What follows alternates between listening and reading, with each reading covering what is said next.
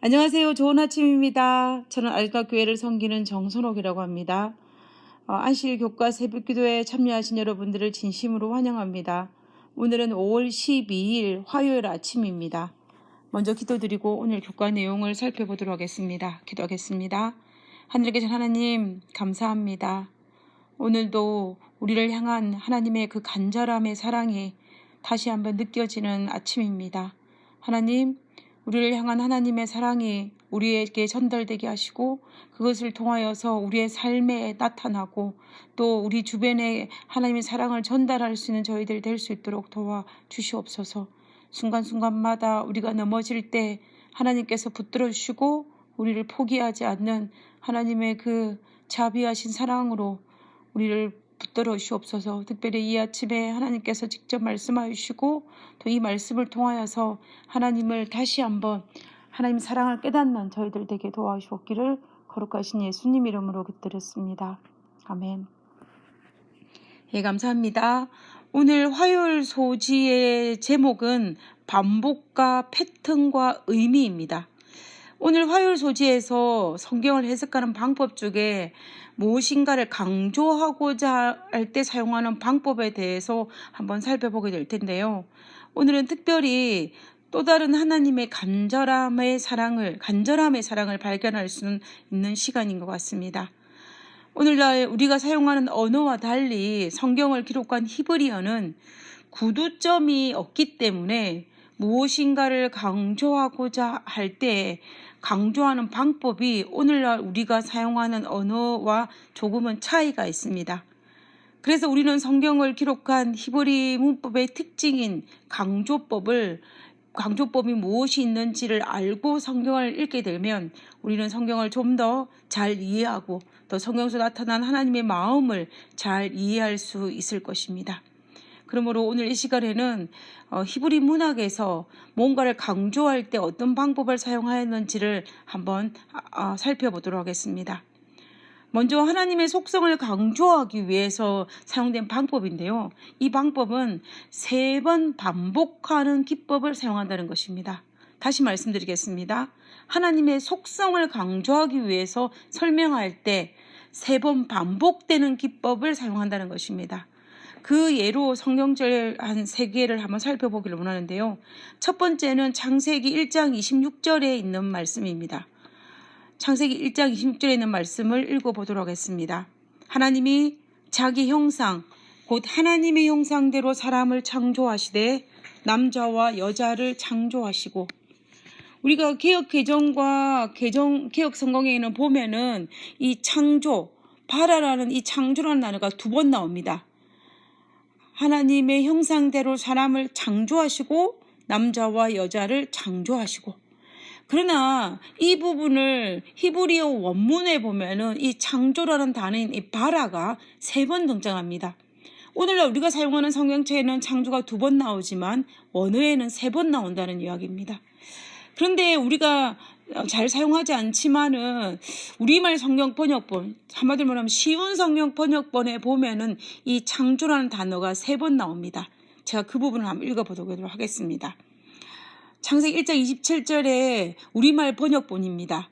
하나님께서 사람을 그분의 형상대로 창조하시니 한 번이죠. 또 곧 하나님의 형상대로 사람을 창조하시되 하나님께서 그들을 남자와 여자로 창조하셨습니다. 라고 이렇게 기록되어 있습니다. 여기에는 창조가 몇 번 등장하냐면 3번 등장합니다. 우리가 개혁 개정에는 없었던 이 창조가 원어와 또 우리말 번역에 한 번 더 있다는 것을 다시 말씀드리고요. 결국은 창조라는 단어를 3번 등장했다는 것입니다. 창조라는 속성은 누구만이 가질 수 있는 속성입니까? 이것은 어느 누구도 따라할 수 없는 속성입니다. 능력 있는 피조물이라 할지라도 또 비록 사탄이라 할지라도 도저히 따라할 수 없는 이 창조주만이 가진 고유의 속성입니다. 이것은 창조주 하나님 외에는 그 어느 누구도 가지지 못한 능력입니다. 그래서 하나님께서 사람들의 기억에 확실하게 각인되도록 중요한 사실을 3번 반복하여 기록하는 것입니다. 창세기를 기록한 모세는 인류가 하나님에 의해 창조되었을 뿐만 아니라 그분의 형상대로 창조되었다는 사실을, 이 진리를 강조하기 위해서 3번 반복했다는 것입니다. 그리고 두 번째, 이사야 말씀을 한번 살펴보도록 하겠습니다. 이사야 6장 1절과 3절에 있는 말씀인데요. 이 부분은 이사야 선지자가 하나님으로부터 선지자의 부르심을 받을 때에 열린 하늘문을 통하여 하늘의 모습을 본 장면입니다. 우시야 왕이 죽던 해에 내가 본즉 주께서 높이 들린 보좌에 앉으셨는데 그의 옷자락은 성전에 가득하였고 스랍들이 모시고 섰는데 각각 6날개가 있어 그 둘로는 자기 얼굴을 가리었고 그 둘로는 자기의 발을 가리었고 그 둘로는 날며 서로 불러 이르되 거룩하다 거룩하다 거룩하다 만군의 여호와여 그의 영광이 온 땅에 충만하도다 하더라. 지금 이 장면은 이사야의 환상 속에서 스랍들이 여호와께 거룩하다 거룩하다 거룩하다 3번 반복하며 찬양을 드리고 있는 모습입니다. 창조가 하나님의 고유의 속성이라면 이 거룩이란 속성 또한 하나님의 고유의 속성입니다. 하나님 외에는 그 어떤 것도 이 거룩에 합당한 자는 아무도 없습니다. 그래서 하나님께만 사용될 수 있고 하나님께만 속한 것이 바로 이 거룩입니다. 우리가 하나님께 속한 백성일 때 거룩한 백성, 거룩한 무리, 성도이지 하나님께 속하지 아니하면 우리는 성도가 아닌 것과 마찬가지입니다.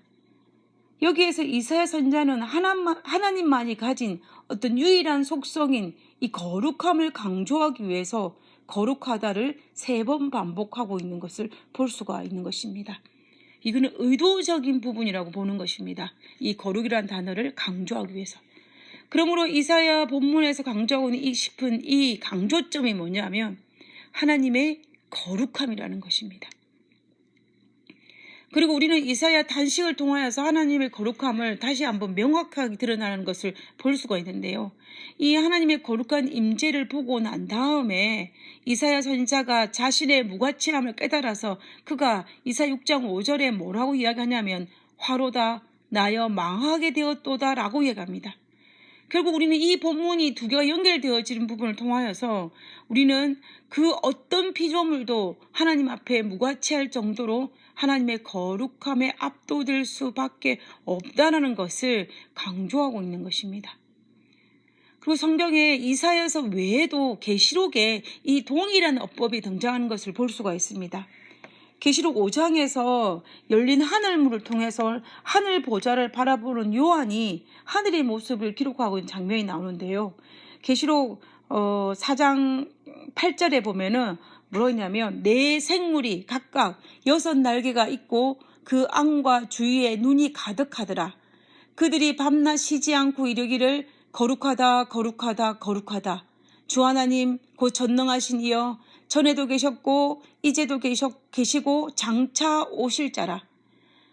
하늘의 하나님을 보좌하는 내 생물이라 할지라도 하나님의 거룩을 강조하고 찬양할 정도로 이 거룩이란 속성은 오직 여호와 하나님께만 속한 속성임을 우리는 계시록 4장 8절을 통하여서 다시 한번 확인할 수가 있는 것입니다. 이 계시록 4장 8절에도 이 거룩하다라는 단어를 3번 반복하면서 하나님의 속성에 대한 이 강조하고 있는 부분인 것입니다.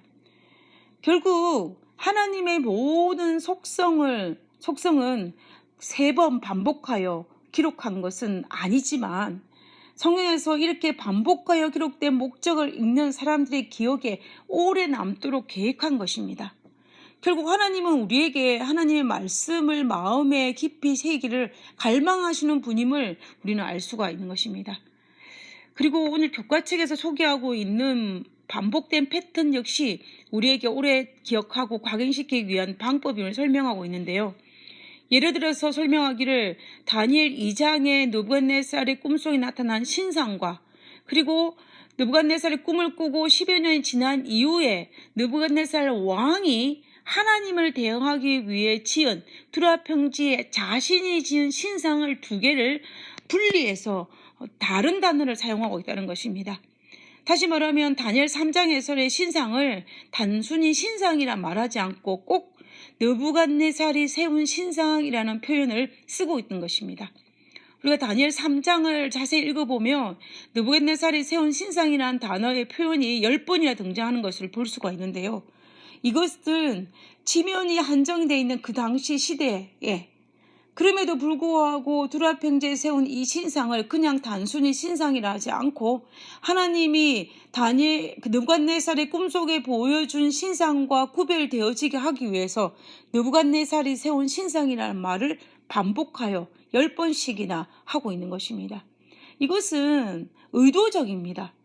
느부갓네살 왕이 세운 그 신상은 하나님을 대항하기 위한 세운 신상이고 또 그것은 경배의 대상이 아님을 강조하기 위한 것입니다. 결국 다니엘서의 저자는 우리의 경배를 받는 대상은 하나님 한 분이라는 것을 강조하기 위해서 의도적으로 10번씩이나 느부갓네살이 세운 신상을 언급하고 있는 것을 볼 수가 있는 것입니다.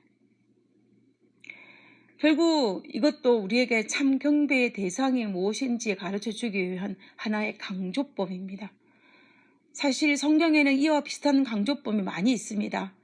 신약 성경 요한복음에 보면 예수님께서 유독 진실로라는 말을 자주 사용하십니다. 이런 표현은 거의 요한복음에 나오는 것 같은데요.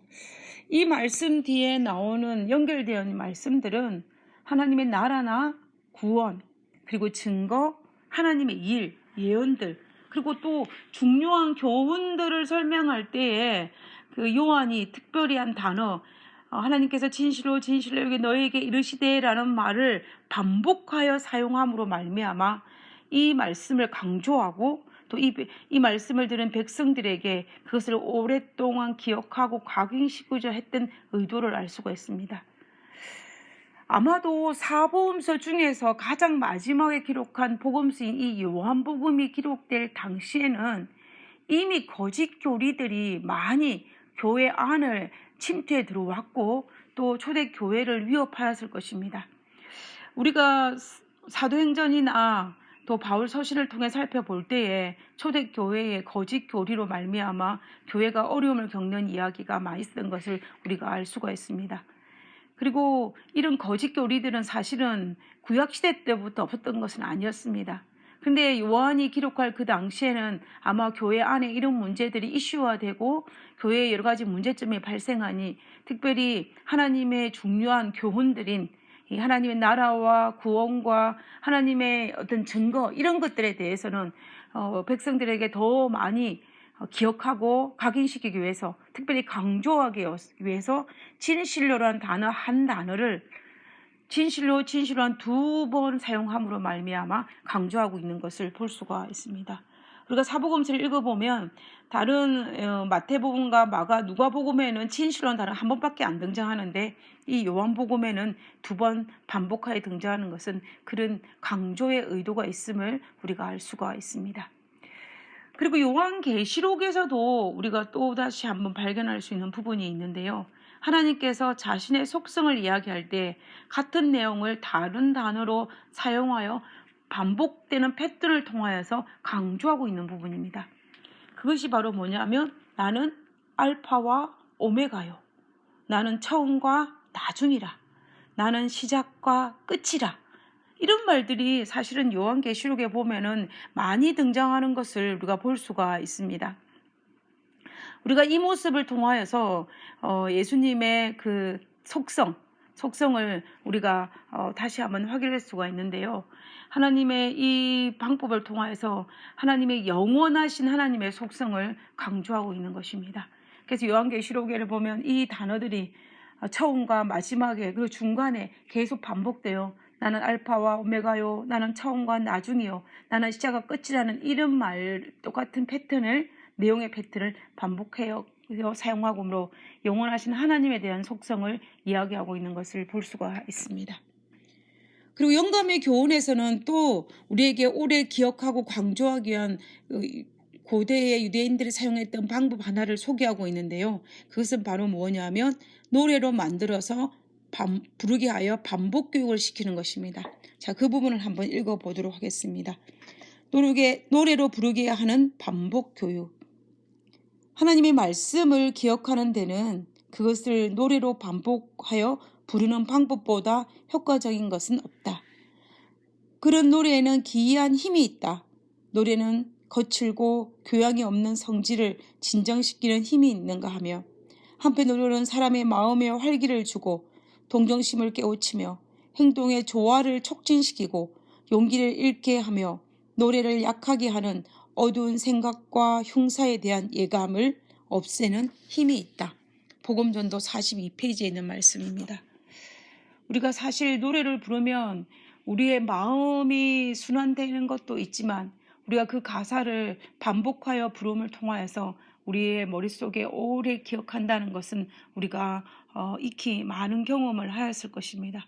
그래서 사실은 우리 주변에도 노래로 만들어서 부름을 통하여서 우리가 기억할 수 있는 수많은 것들이 있는 것이 사실이지 않습니까? 그래서 저는 이번에 오늘 교과를 공부하면서 다시 한번 깊이 생각했던 부분이 하나 있었는데요. 그것은 무엇이냐면 하나님께서는 우리에게 얼마나 잊어버리지 않고 기억하기를 갈망하시는지를 다시 한번 깨달았다는 사실입니다. 왜냐하면 하나님은 성경 저자에게 영감을 주어서 성경을 기록하게 하셨다는 것입니다. 우리는 이 말에 동의합니다. 그런데 오늘 우리가 성경을 통해 살펴본 이 반복과 또 하나의 반복된 패턴을 통해서 성경 저자가 강조하고자 했던 이 의도는 바로 하나님께서 성경 기자에게 영감을 통해 주어진 하나님의 뜻이라는 것입니다. 그 목적이 바로 우리가 오랫동안 하나님의 말씀을, 하나님의 속성을 기억하고 마음에 새기기 위한 하나님의 의도라는 것입니다. 하나님께서 얼마나 우리가 자로나 우로나 치우치지 않고 하나님의 백성 안에 거하시게 하시고자 하시는 하나님의 절실함을 우리가 엿볼 수 있는 부분입니다. 그래서 앞으로 우리가 성경을 읽을 때에 어떤 반복되는 단어가 등장을 하거나 어떤 반복된 패턴이 보일 때 우리는 그 부분을 볼 때 하나님께서 우리를 향한 하나님의 그 절실한 애절한 사랑을 다시 한번 이해하면서 우리가 그 말씀을 마음에 새긴다면 우리는 하나님의 더욱더 사랑스러운 자녀가 되지 않을까라는 생각을 하게 됩니다. 그리고 하나님의 이런 절실한 마음을 아는 사람으로서 우리는 더욱더 하나님의 말씀을 읽고 묵상하는데 게으르지 않아서 그 말씀을 내 마음에 새겨서 자로나 우로나 치우치지 않는 우리 모두가 되기를 간절히 바라면서 오늘 교과 내용을 마치도록 하겠습니다. 기도드리고 마치겠습니다. 아이의 눈을 마주보고 말하는 어머니처럼 하신 말씀을 2번, 3번 반복하시는 하나님의 자상하심에 감동을 받습니다. 잊지 않고 기억하겠습니다. 마음에 새겨진 말씀이 제 삶이 되게 해 주시옵소서. 하늘 계신 하나님, 당신의 애절한 사랑을 다시 한번 깨닫게 하심을 감사합니다. 하나님께서 우리에게 반복하여 말씀하시는 그 말씀을 통하여서 우리가 하나님의 사랑과 또 하나님의 애절함을 깨달아 알게 하시고 하나님께서 우리에게 가르치신 그 교훈들을 잘 마음에 새겨서 우리의 삶의 일부분이 될 수 있도록 주여 축복하여 주옵소서. 하나님 순간순간마다 우리의 부족함을 불쌍히 여기셔서 하나님께서 우리를 채우시고 우리를 붙들어 주시옵소서. 오늘 하루도 하나님의 자녀로서 승리하는 하루 될 수 있도록 도와주옵기를 거룩하신 예수님 이름으로 기도드렸습니다. 아멘. 감사합니다. 좋은 하루 되시기 바랍니다.